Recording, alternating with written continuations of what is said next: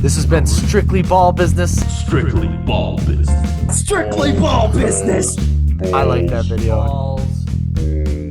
Nah, shit. You know what, Alec? Today's NBA is always chastised because people are pulling up from everywhere. They're shooting threes, they're yeeting them, constantly doing it, and nobody cares about post play. It's boring. Nobody likes mid-range and two-pointers like that. However, we got to see the numbers. Like, everyone keeps saying shooting's more efficient, but what are the numbers? Like, what can you tell me? Make sense of this to me, like, mathematically. Explain it to me like I don't know sports. And I broke it down. I got two graphics. The first one I'm gonna put up right now. Not for you, Alec. I'm sorry. I should have sent you this graphic, but that's my bad. So it takes these numbers. So let's start. So there's about 102 average possessions. Like the average possessions was 102 last season. 102 a game. Exactly. So it's kind of agreed upon. League average from three is about 37%. League average from basic field goal is 46.6%. So these are the league averages, and if you explain them through possessions a game, how much would each score? If you shot league average from three and you shot all 102 possessions, you're going to score 114.4 points per game. If you shot league average from field goal from normal twos, you're going to shoot 95.06%. 95.6 points. My bad. Not percent. Yeah, 95 points. So significant, almost 20 points less just by shooting twos rather than threes. Granted, you still need twos. You still take the most efficient shot is the most efficient shot. The wide open shot is the most efficient shot. So but this is why everyone's leaning towards threes. So it's so I did break it up more. So if you're just gonna score twos and you want to score the exact amount as these people shooting three, what efficiency do you have to shoot at to be equal to if they took 102 shots from three? And that is 56%. 56% of your shots have to be made from two to equal to have it level out. League average. League average from three. So to justify it. And that's to be equal to league average. You have to shoot 46%. Now 7% better than 56. 50. Yeah, 56. Right. So I went further too. In the NBA, so I separated it anybody who played over 20 minutes per game, because obviously that takes effect in what we do. So over 20 minutes per game. There's only 20 players that have a field goal percentage over that in the entire NBA. And one of them is a non-center, and he plays for the Pacers. I forget his name right now. Should have wrote it down. But then 14 of those guys are starting centers. So that's kind of crazy, right?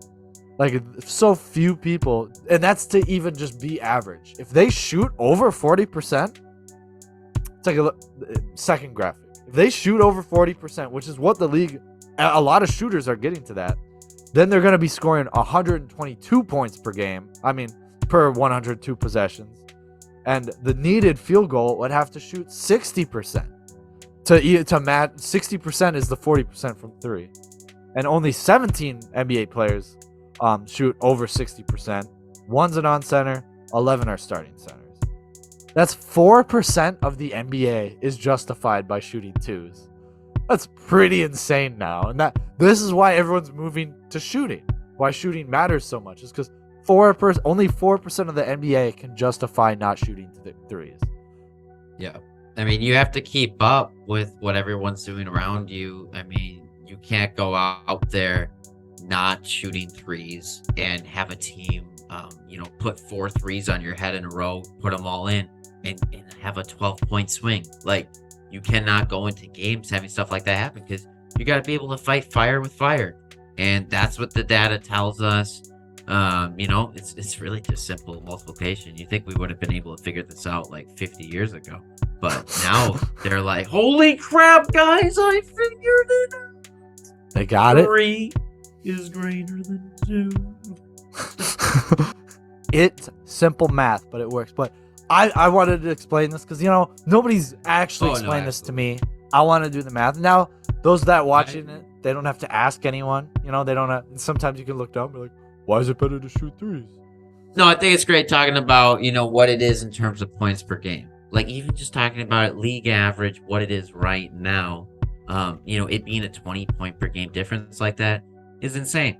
Like, you have to have shooters on your team, and every team realizes that. Like, especially if your best player doesn't shoot threes, then you got to freaking load up on, like, role players who shoot them. Yeah.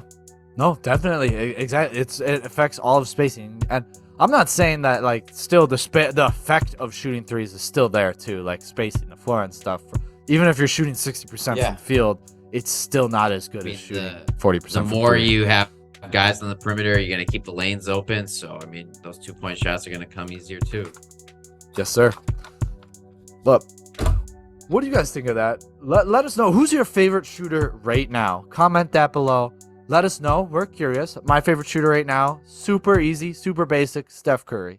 Just super exciting. He got me to super excited about the NBA. I'm going to say super 5 more times before this end of this episode. Who's your super favorite shooter? My super favorite shooter of all time is Ray Allen. Ray Allen's good. But all right, let's talk about some young talent. Ray Allen played for the Pacers. These guys have nothing to do with the Pacers. They're the Pistons. They're similar to them in alphabet. Miller played for the Pacers, not Ray Allen. Oh yeah.